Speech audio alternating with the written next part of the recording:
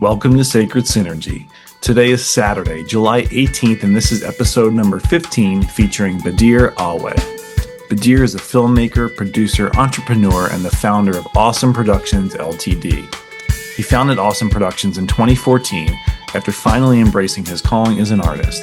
Since then, the company has produced countless commercial and client-driven videos, dozens of events, and a slate of independent films, delivering unforgettable stories and creative excellence from the heart of the Cayman Islands.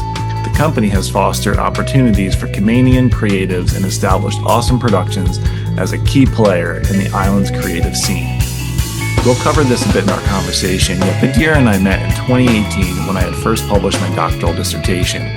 We connected over some emails and even more through the Teilhard de Chardin Facebook group, which is still very active today and to which Badir is an admin and a regular contributor, so some of you may know him from his online presence.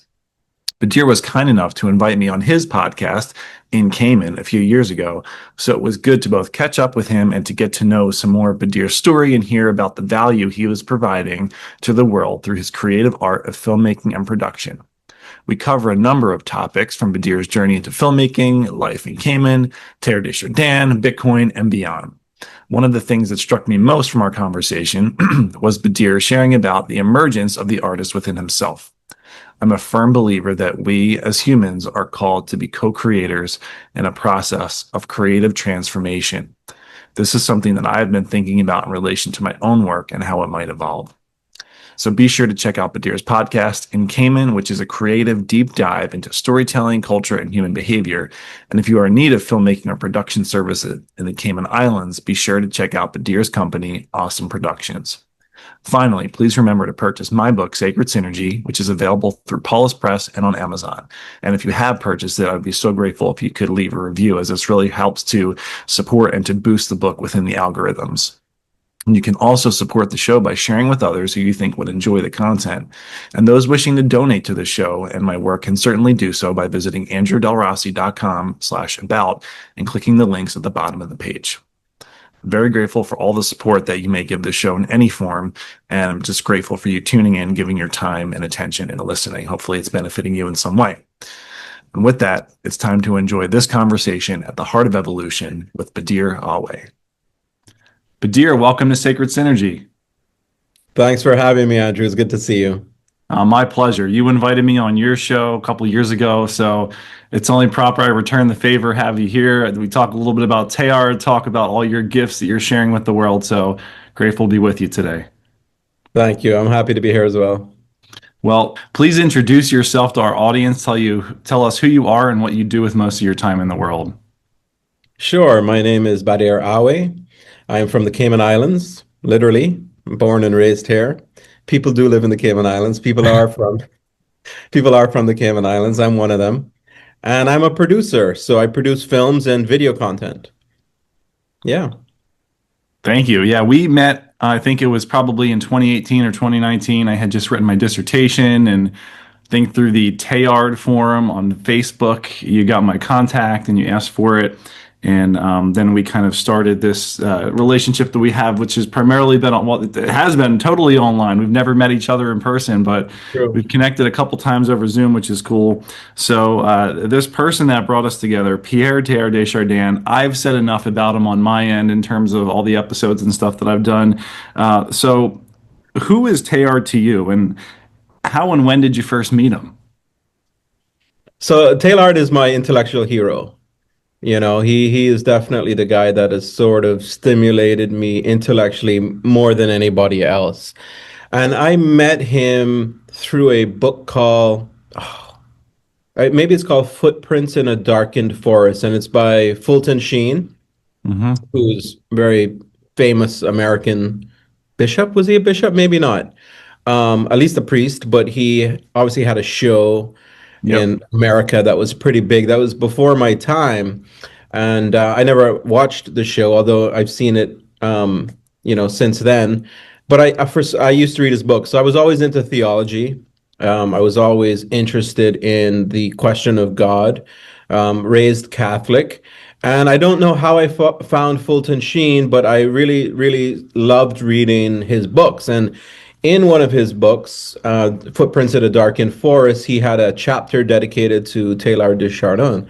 And at the end of, the chapter, like maybe the last sentence of the chapter, Fulton Sheen claimed that Teilhard will be considered the spiritual genius of the century, much like Uh, Saint John of the Cross was. And I already loved Saint John of the Cross. I'd already been familiar with Dark Knight of the Soul. So I'm like, well, who the heck is Teilhard de Chardin? Like, and in the chapter, he kind of laid out Teilhard's vision, probably in a way, in a better way than I've seen a lot of people do, actually. So maybe it's worth people to actually even go look for that book and find that chapter. But and yeah, and then sort of from there, then I just started, I couldn't find his books, but I would research him online, and that was like the early days of the internet when there was quite a few things. And then I would find like, various articles, and then I found Phenomenon of Man, which was just above me. And then I found some of his other mystical works. My aunt had them. I was shocked in her house. I found these two books and by Teilhard. I was completely shocked, and I read them, and they didn't really quite grab me the way that I thought they would, based on what Fulton Sheen said. But I realized there was a lot more books, and then I went to graduate school. I was studying theology, and it was around that time where I'm like in the process of reading all of this stuff that I started, getting Teilhard's books from the library, and I just went deep into it, and it was just the most amazing thing I'd ever read. I understood what Fulton Sheen was saying. I was just so shocked that somebody put all of this to paper. It was really sort of overwhelming, and it was very like it just made so much sense, even though I had never seen it. I'd never heard about this vision of the world, but it just made so much sense. So it really rocked my world. And that was probably 20 years ago now. But yeah, that's how I was introduced to him, thanks to Archbishop Fulton Sheen. I think he's an archbishop. Yeah. I think you're correct there, Archbishop. Yeah. Well, I appreciate you sharing your journey there and meeting Teilhard and first discovering him through Fulton Sheen. I believe you're the first person I've ever met that has met Teilhard through Fulton Sheen. And it's really interesting the pathways through which people encounter him. We had this past weekend here at Dalesford, our third annual ATA retreat, American Teilhard Association retreat. And it was a wonderful weekend. And of course, you're connecting with all these like minded people. And one of the guys introduced himself as being, a former raised some denomination of Protestant, and then he said that he's an alcoholic, and through the 12 steps and his sponsor, he encountered Teilhard. So it's really interesting in terms of like that gospel message of Teilhard reaching out to the margins, reaching out to the scientists, the filmmakers, the alcoholics, the people who are seeking something deep and rich. And he's able to, like you said, put words to it. And yeah, the first time I read him, I had a very similar reaction. I'm like, I could never articulate this stuff myself, but the way that I've intuited interaction with reality, and from what I've learned as a student of life, it seems to make sense. And yeah, he's able to describe it in a way that resonates at my heart of hearts too, in terms of like my faith. So I really appreciate you taking us through your journey there. Now, you are a filmmaker, and the first time we met, you told me in an email that Teilhard is responsible for you becoming a filmmaker. So I know he's your intellectual hero and inspiration, but can you elaborate specifically to your craft? Yeah, what's funny is that when you sent me that question, I was like, wait a second, Teilhard is responsible for you becoming a filmmaker. I'd almost forgotten, So I'm super glad that you actually reminded me, I because I'm keep like, the well, receipts. so I'm like, how the heck did Teilhard, drive me towards film? And the reason that he did was because, I was rocked by Teilhard. I was enraptured by his vision. And because he was sort of such a big influence on me as an extrovert, I would talk about Teilhard all the time. I would bring him up. So many of my friends know the name Teilhard de Chardin, but they really don't know much else about him. But they know that I'm into this guy, Teilhard, right? And I could not, like you said, articulate his vision. And one day, I guess, maybe internet's kind of starting, videos are becoming more of a thing online. It struck me that, you know what? I've tried to tell people about Teilhard. I've tried to write about Teilhard, but I haven't been very successful in articulating his view. Maybe I should look at doing a video. And it was the animation because doing a film about him. I know there is a film about him already. Mary and Frank Frost, I think, did a biography on him. But I wanted to specifically do an animation of his cosmology, if you will. And that's kind of what got me first into film. So my first step was, can I animate? And I started downloading these animation softwares and, how can I, use this craft to visualize his Teilhard's universe. And I didn't get very far with that because it is very technical. And I kind of quickly evolved into narrative. And film was just something that was always kind of waiting for me to get there. And I think, Teilhard kind of, he was also a step in helping me get there, but he was the one that made me really start taking video seriously as a way to communicating to people. That's kind of how it happened. And I've never done that animation. I remember when Frank and Mary were doing their biography about him or the documentary about him, I did reach out. I was like, "Do you think we can maybe fit this in?" And he didn't think it could fit with what he was doing at that point. But I'm glad you reminded me because I've never actually done this animation. But now I'm, maybe 15 years a filmmaker. Maybe at some point now we got AI. Maybe there is a way to animate his cosmology. So thanks for reminding me of that. I've gone on to do other films about other things, but I'd like to do that one day. Yeah, and I would imagine that the software has advanced too, hopefully lowering that barrier for entry for people like yourself Exactly. who know filmmaking and maybe want to do some animation and don't want to hire an animator, but want to kind of take the process in your own hands. I feel like technology has been lending itself more in that direction, which is certainly cool. Very Teilhardian, if you will. Right, right, for Yeah. sure, for sure. So you were studying theology when you first, as a master's student, you said, when you found Teilhard. And did that lead you to film from there? It was a couple of years after Okay. where I kind of had some odd jobs here and there. And I guess at that point I had started fooling around with animation, but I hadn't really taken the full leap to get into Okay. film. And yeah, I had a couple of odd jobs. I'd started with a friend of mine, another business, and then sort of like that world sort of collapsed at one point, and then when it all collapsed, I was at that point I realized I'm supposed to be a filmmaker. That's what I'm supposed to be doing, and I picked up a camera. So it was about 2 or 3 years after my graduate degree when I officially decided to get into film. Very cool. Well, I'm grateful for you sharing that. And the language that you use makes me think of these great concepts that people who are much more adept at describing them than myself can articulate, such as Sister Kathy Duffy talks about how in physics, when we start to approach the edge of chaos, when systems are breaking down, that's when creative union, the universe's tendency to unite disparate elements to form new and greater realities, starts to really pick up its speed and tends to be at its strongest is when those systems are breaking down. So your own language of everything falling apart in a former life, so to speak, so that this new version of Badir could emerge in terms of the filmmaker, the artist. I just think that's really inspiring, man. Yeah, I'm inspired by that personally. That's very cool.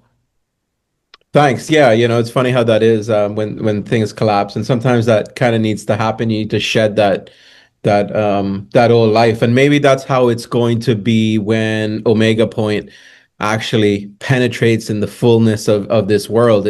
Maybe, I think I can remember Taylor saying this on the outside, it may look like a collapse, but on the inside, it's, it's being regenerated or being united to God. So it's funny how those two things, kind of fit together.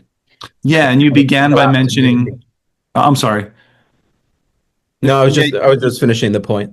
Oh, sure, sure. And you began by mentioning John of the Cross too, who is most well known for a lot of people for his Dark Night of the Soul, through which it becomes a great vehicle and avenue to encounter God with a deeper intimacy, right?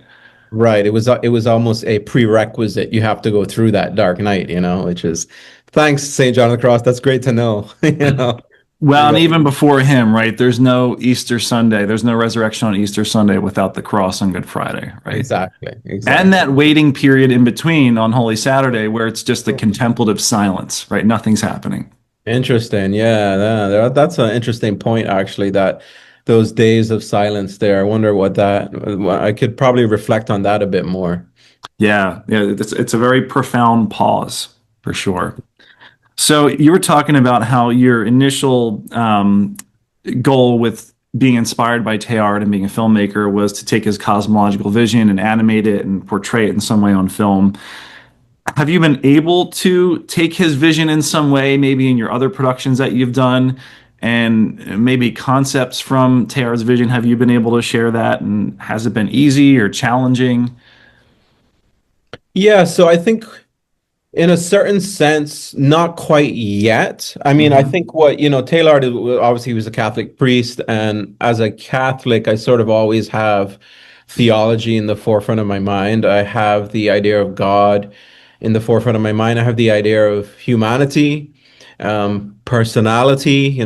Personhood is a big theme in Taylor's work. The universe is personalistic.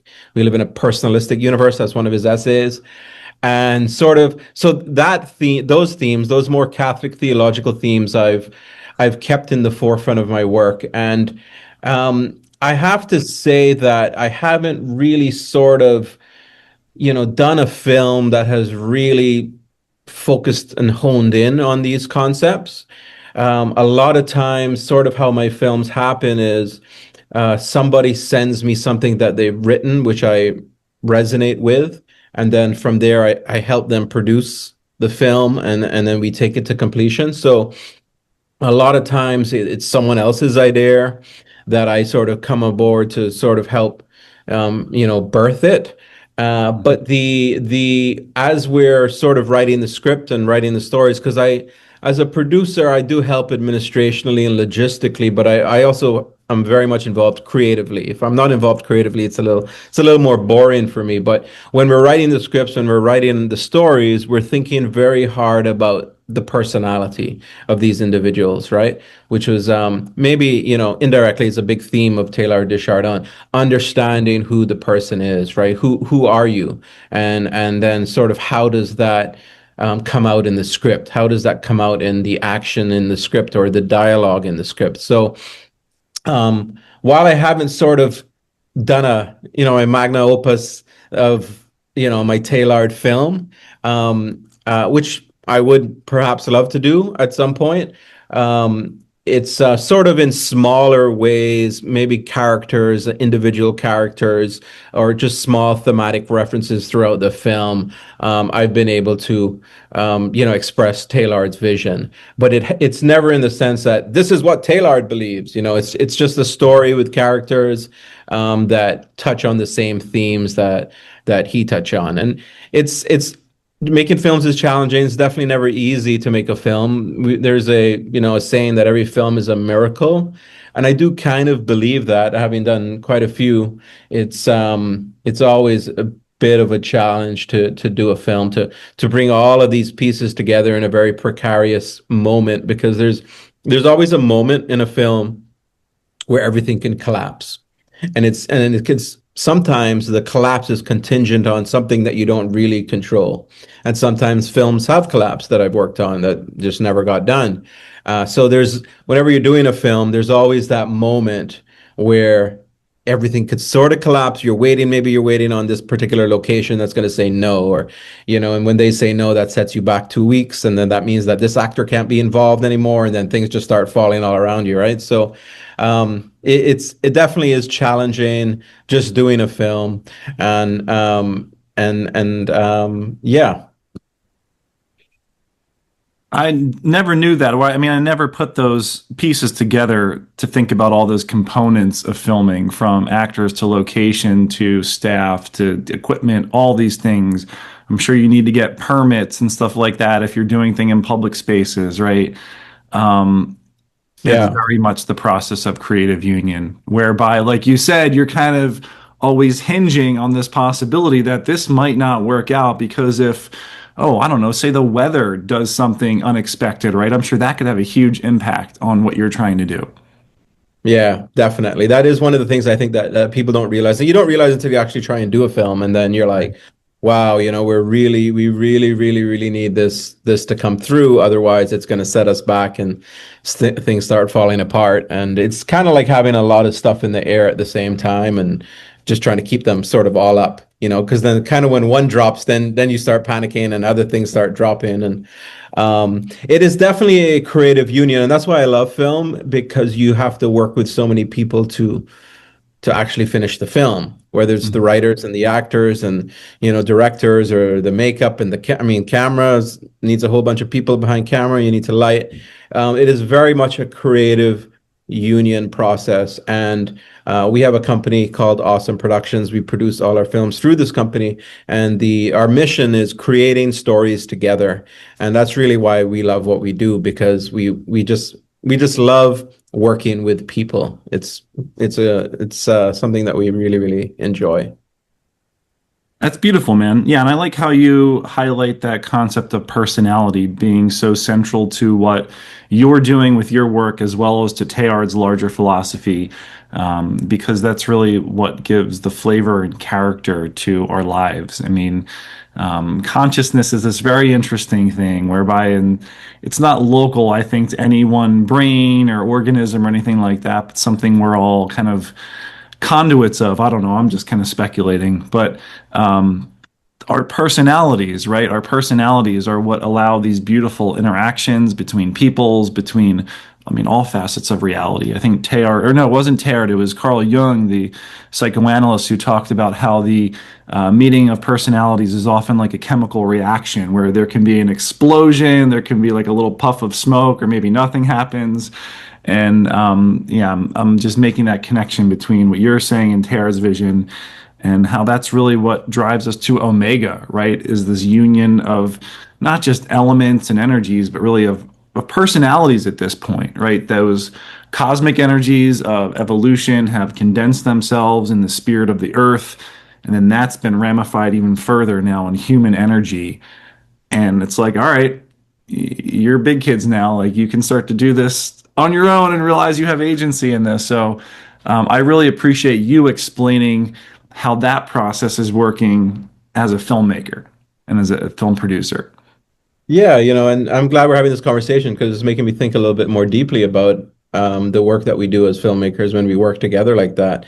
Because, I remember in Teilhard's work that Omega Point, we cannot individually approach Omega Point. We can only approach Omega Point through union with everyone else, right? And it reminds me of I think in the Old Testament, when God spoke to Israel, he scared the heck out of them, right? And then they went to Moses and says, like, hey, we don't want God talking to us anymore, please. You handle that communication. It's too much. And I think, that's very interesting from a Teilhard point of view, because it's like humanity wasn't ready for him. Like one-on-one communion with the deity it's very difficult to do, if you will. But it requires sort of the whole unity of humanity to be able to sort of gaze upon the Godhead, right?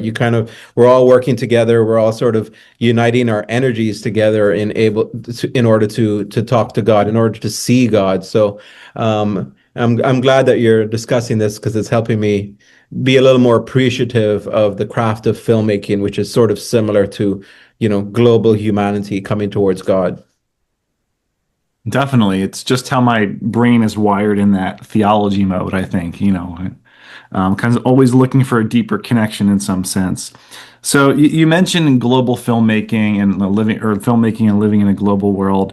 You started off by saying you're from Cayman. Am I pronouncing that right? Cayman? Pronounce it like how you would say the word Caveman. Okay, caveman. Close. Cayman. Okay. Okay. So you mentioned that yes, you are a resident of that island. Is it because it's mostly seen as a tourist destination? Is that why? I think it's mostly seen as a financial district, maybe Mm, even a tax haven. okay. So it's sort of in my sort of perspective and the people that I've met, more often than not, see it as this sort of like vague Caribbean island where wealthy people hide money, right? So All that's right. and that's maybe the 80% view of it, and then the 20% view of it is, oh yeah, it's beautiful beaches. People go there and have holidays. So. Um, Okay. yeah, that's why. And, people are always a little confused. I mean, obviously in the Cayman Islands, we live here, but when you go abroad, people tend to be confused. Like, what, you're from there? Like, how is that possible? Yeah. And it's a good question, actually. How is that possible that I was born here? But I was. So then, how would you say your influence from being from Cayman has taken its has manifested within your work? You see, that's a good question. And it's probably a question that I don't have an answer to in the top of my head. I think, my wife tells me I'm not very nationalistic. She's from Serbia. She's very nationalistic, and she'll always say, you're not very nationalistic, and I don't take offense at that. I think she's right. I tend to be very sort of liberal with my understanding of people, and from different places around the world. Sort of treating everyone equal. I don't really judge someone, not that people do, but from where they're from and stuff like that. So I would guess, however, because I've heard others say, I guess I'm from the Caribbean, and Caribbean people have a certain, from what I understand, we're a little more laid back, we're a little more chill, we're a little more happy-go-lucky. And although I can't consciously say that I have these things. I think, even my wife's not from here. She will admit that I've got this Caribbean boy feel about me, and I guess that's maybe how people might see me if they meet me for the first time. And how does that influence my work? I mean, it's strange because growing up in the Cayman Islands, it's a like I was saying earlier, it's a financial district, fifth largest financial center in the world. So a lot of the GDP is based in finance. There's a lot of banks, there's a lot of law firms, there's a lot of accounting firms, and most of the people here study accounting, study law, study banking, and they come back and they work in that field. Being a filmmaker was not really a thing. It was not really encouraged. So, I'm not really sure how much Cayman influences my work. But and like for the first also maybe 10 years, I would say it had relatively little influence on my work because a lot of the films I did could have been transposed sort of in any society. But I think over the last few years, maybe after COVID, because I was even getting ready to leave the Cayman Islands when COVID happened. And then after COVID, I kind of sort of became more integrated into Cayman, and now I'm like, well, this is where I want to be. This is where I want to stay. We're doing great. Like life's good. My last couple of films are a little bit more Cayman oriented. The characters are Caymanian. They have Caymanian accents. So it's starting to come out in the work a little bit more, and I think. I think one particular way, and I think in my last film especially describes it, is that because a lot of the artists in Cayman Islands don't really feel like I'm sure this is around the world, but don't really feel like there's a lot of room to express. I think that that's becoming more of a theme in my work. My last film really focused on a young artist who, even though he's from the Cayman Islands and the majority of the music is very reggae and Caribbean influenced, this particular character he was more into like sort of house, indie type music, and that's the music he wanted to play. And so in the particular story that we told, he's trying to be able to, play the music that he loves, which isn't necessarily Caribbean music. And I think that's something that a lot of Caribbean artists feel, a lot of Caymanian artists feel, that we're kind of restricted in how we're allowed to think about things, the music that we're allowed to listen to. But a lot of us have global tastes, a lot of us have global interests, and maybe that's a way I've been able to have the Cayman Islands influence my work. And I think the future will determine a lot more how the Cayman Islands influences my work than the past has. Yeah, it sounds like you're on an interesting path. You're experiencing your own creative evolution as an artist, as a person, and you're adding your own personal flavor a little bit more every time. That's cool. That's cool. And I appreciate your honest answer with that. So, from where you are in the islands, your perspective on the rest of the world, on the whole, if you will, it seems like we're in a time of fragmentation. There's a lot of chaos.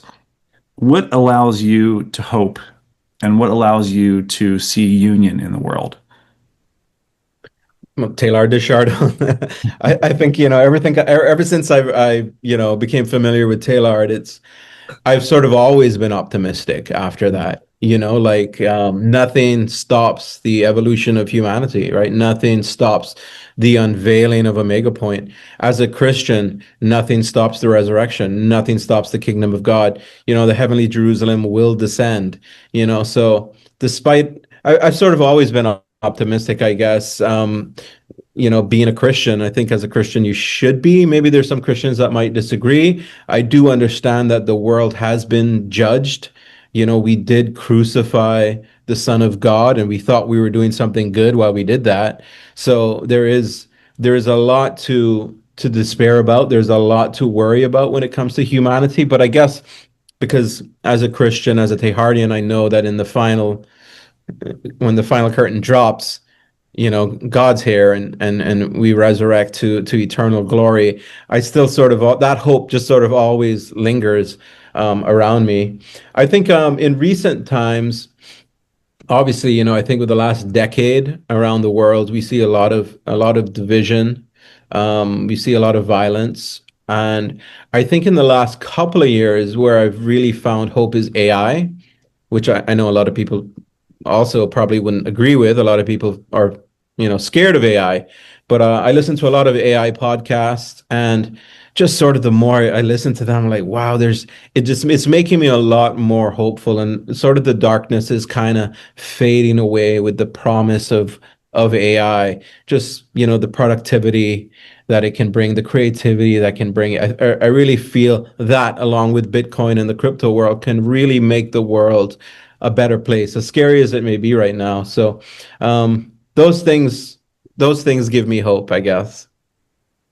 I appreciate you mentioning AI and Bitcoin in your answer, because these new, more dynamic, more integral technologies are scary at first, for sure. I mean, think of how people reacted to the internet, not thinking it was going to be a thing that was going to have any lasting value to people. True. Think of how people may have reacted to the printing press, right? And what Gutenberg may have had to have dealt with. True. I appreciate you backdropping that with Teilhard and your faith, and that paradigm that Christianity presents us with as kind of the foundation for your hope. Because I think that, like I said, we can get into the more cursory aspects of these new technologies, and they can be daunting, they can be concerning, they can make us look toward the negative very easily. But when we hold them in the context of something much more larger, when I think I said integral was the other word, we can start to see how they fit into the bigger picture a little bit more. Or at least I, like yourself, share a similar perspective on that kind of thing.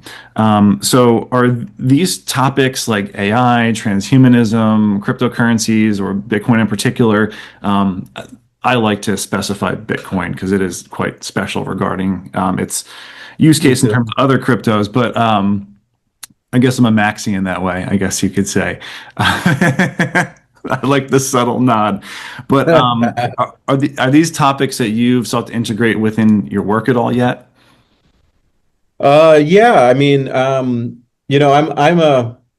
want to say a maxi. I think like maxis is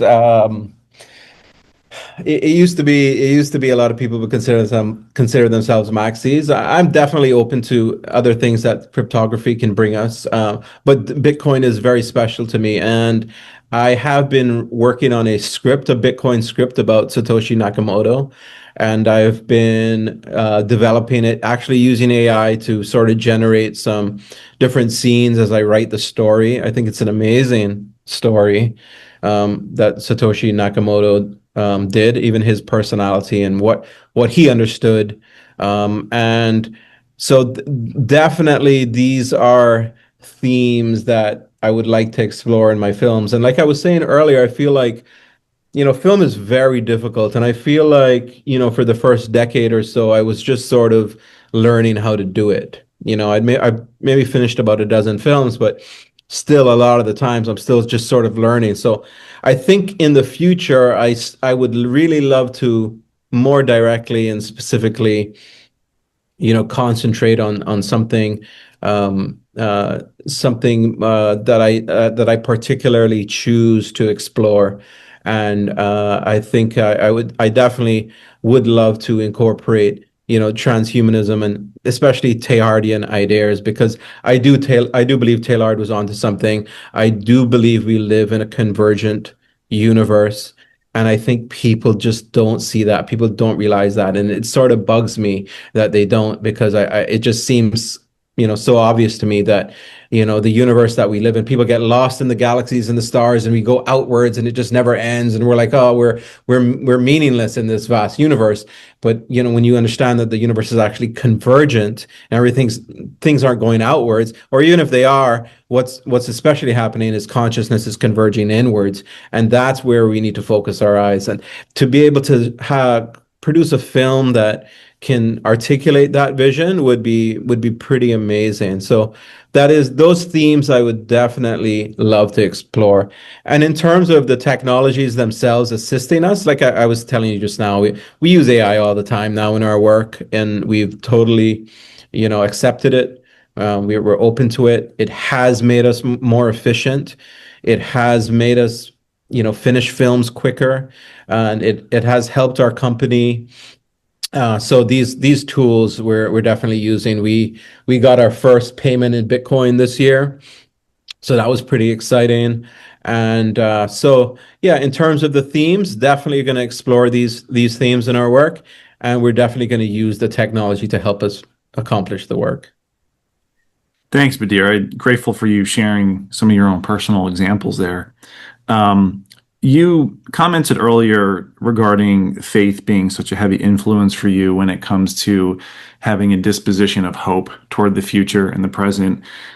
How has faith particularly influenced your work as a film producer?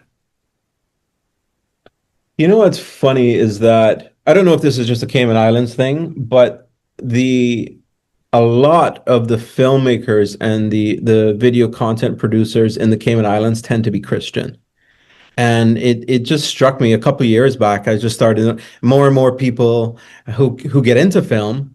You find out that they're Christian, and not just Christian culturally, but like they want to express their religion, their faith through the Mhm. medium, right? So I think it 100% has influenced my work, because it's the reason I got into it in the first place, because of Teilhard's vision, which is essentially a Catholic vision. And I see it influencing a lot of other people's work as well. And, I have a lot of ideas for films. I would love to do a film about Christ one day, like the historical Christ. I don't really know. I've started some work on it a few years back, and for me, that's kind of still out there in the future. I'll sort of still have to hone my craft until I can get to a point. Um, um, Passion of the Christ. It was an okay film. No disrespect, Mel Gibson's amazing. I really loved Braveheart. I really wish Passion of the Christ was more like Braveheart. But I would love to do a film about Christ one day, sort of from sort my perspective and how I read him. I don't know how that's going to look. Don't know if I'll even be able to get it done, but it is my guiding principle through my life is my faith as a Catholic, and it is sort of driving me forward, even though along the way I'm working on all these other like smaller films, you know. So it does influence my work a lot. And I do constantly think about these themes.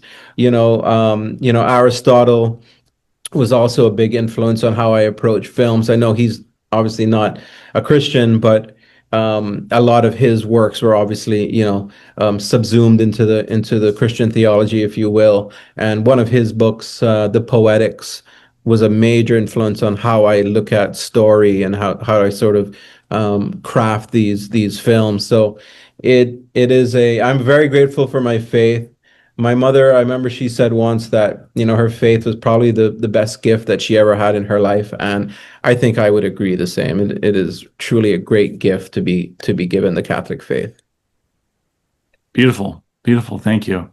So films about Teilhard and Christ, two very big yet worthy undertakings. And Satoshi Nakamoto. And Satoshi, of course, yeah. Yeah. Cool, Three man. heroes of mine, right? So Yeah. That's awesome. Yeah, very cool, man. So, what is emerging within your own life right now that is challenging you to have a bigger perspective on God? a bigger perspective. Well, maybe as I mentioned to you, I'm going to be a dad for the Yeah, first time. congratulations. Yeah. Yeah, thank you. And I can't remember. I wish I should have prepared and thought about this quote in advance, but there was a particular quote somewhere, and I'm not going to be able to say it properly, but I'll try and give you the idea. The idea was, um, how does it go? Like it has something to do with having a child, and the way that it goes. Maybe I think it was a Dostoevsky quote, but the quote was something along the lines of having a child, something sort of, I don't know what it is, but the point is what Dostoevsky was saying was that um, he had the child for the express purpose of blowing up his life, right? And I that just really connected with me. And I got sort of married later in life and having a kid later in life. And it was almost for that same reason as well. It was like, okay, you know yourself, you know what you do, you take care of yourself, but now is the time to take care of others. Mm, Now is the time to rip this self-absorbed perspective that you have and help others. And sort of getting married and having a child were things that I was very interested in doing for that reason, to kind of pull me out of myself. And I'm hoping that, this is going to enlarge my perspective on God as well, right? When I'm able to sort of understand that I can give my life to others and that actually in so doing will actually help my life. I think, this is something that's emerging in my life right now, with a child on the way, which I think is really going to help give me a bigger perspective on God and the divine and how I view it. that's excellent. That's so excellent, man. I really am grateful for that answer and your honesty and all the vulnerability that comes with that in terms of being a new parent. As we were sharing earlier, I've got a few of my own, and yeah, they children just continue to reveal to you parts of yourself that you never thought might be there for better or worse. You know what I mean? But Right. it's about having a disposition of hope and stewarding that future generation and really leaning into those good parts of yourself as well as integrating those lesser desirable parts and trying to refine them, and trying to find the silver linings in what they do provide. And yeah, I mean, as a father, your protector, your provider, right? So that takes a certain firmness, I think, as a man in particular, and to balance that, round it off rather with the gentleness that we really are given from our faith. I think is so important for sure. Amen to that. I'm glad you agree with that, and it sounds like you've experienced that. And I think a lot about Saint Joseph as the time approaches as well, and sort of the family life and the Holy Family, and spending a lot of time thinking about those things. Yeah, yeah, he's a good patron for sure. Yeah, yeah. Sure. So, how do you find synergy with the sacred? Well, I wish I could come up with something interesting. I mean, for me, it's largely prayer, right? I've prayed my whole life, and I always find it fascinating that some people just don't pray, have never prayed. I got into a challenge with an atheist friend of mine. We were always going back and forth, about does God exist, and all of this. And I got him to. I was like, have you never prayed? Like, have you ever just even if you don't believe, like, just sort of try it, like Mhm. just to try something out. And I got him to pray. I got him to pray for a week, but he was like being very stubborn about it. He's like, okay, well, I want to pray for a week, but if God doesn't reveal himself, then he doesn't exist, So he sort of had this mentality. And I'm like, fine, like I'm not stuck on the outcome. Like, let's just get you to pray for a week, And Yeah. so he would come in, he's like, yeah, I prayed, I felt dumb, but you know, I was praying. And then I'll tease him, I'll be like, bro, Isaac Newton prayed, Galileo prayed. Like these are huge thinkers. These guys all prayed. Like, you don't have to feel dumb about it. But no, so I spend, time in prayer in the morning.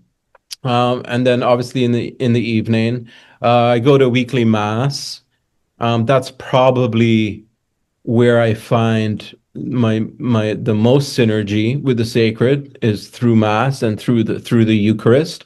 And it was definitely Teilhard de Chardin that really opened my eyes to the mystery of the Eucharist in a larger way, especially, one of his famous poems, The Mass on the World, Yeah. understanding the Eucharist through the universe itself, through the progression of the universe, through the suffering of the universe, into the divine. And sort of, I always say that the two things that would always keep me Catholic is the Blessed Mother and the Eucharist. And when I see some of the other faiths out there that don't have the Eucharist, I'm just like, it's a little shallow for me. It's a little shallow, and I don't mean any disrespect. I mean, just for me personally, there's just so much mystery in the Eucharist, and it's almost unfathomable how deep it goes. And I really love to spend time thinking about that. So I think the Mass is. I mean, don't get me wrong. I mean, like, sometimes I'm bored in Mass, or I don't want to go to Mass, or what have you. But I do think that the Mass still is really, I think, the source and the summit of our faith, as maybe it was Saint Pope John Paul II said. And I do relate that to that a lot. So I do find a lot of synergy with the sacred through traditional means, prayer, a lot of our Catholic prayers. I have my little missal at home, and on the Okay. day, I usually only go to Mass on Sundays, but throughout, the week, I'll find out what the readings were in Mass this particular day, and I'll read those. And so I guess biblically as well, I do spend a lot of time, reading the scriptures of the day. So I would say biblical readings, Mass, traditional prayer, and a little bit of meditation sprinkled in every now and then. That's kind of how I find my synergy with the sacred. That's awesome. Thank you for sharing all that. Yeah. There's something to be said about what you commented on regarding, oh, geez, what was it? The Blessed Mother and the Eucharist, and what Teilhard might have to say regarding how critical our evolution is, for us to integrate. It's necessary for us to integrate the feminine and an embodied sense of our faith, right? And those were the two concepts, those two kind of phrases came to mind when you said Blessed Mother and Eucharist being so core to you. Feminine and embodiment just like immediately came to the forefront for me. And yeah, that's what evolution is, right? It's this It's this bridge between matter and spirit in some ways. That's what feminine energy is. It takes the spiritual and allows it to come out into the world of matter.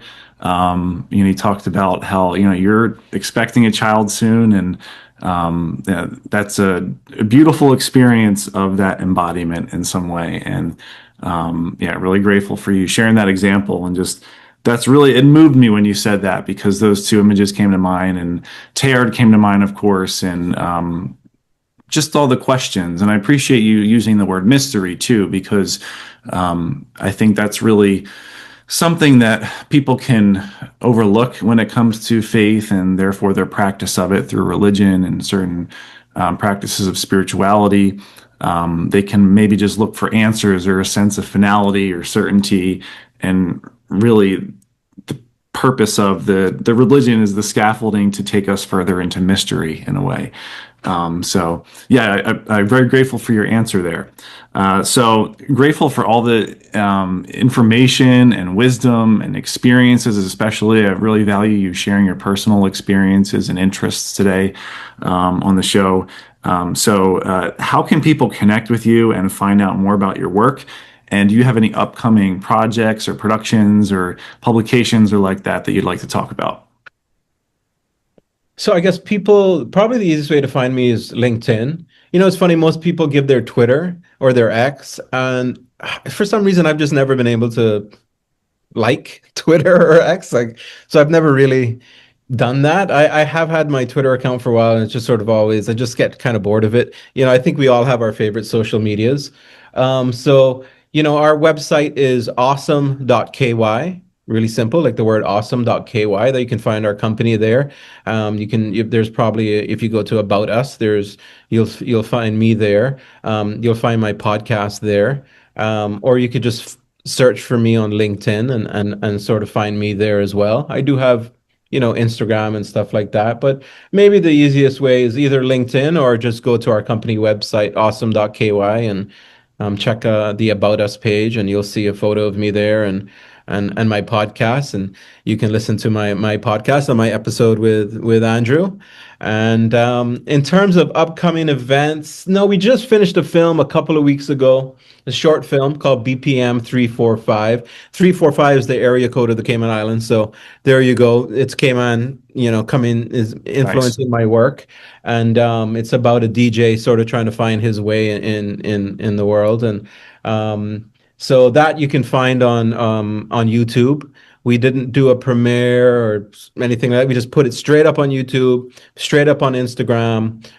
So if you find our webpage, you can find our YouTube, and you can find that particular film. It's, it's all connected, so you'll be able to see that. Maybe just have a look at that film and, tell me what you think. It's 5 minutes, not very long. Took us 5 months to complete.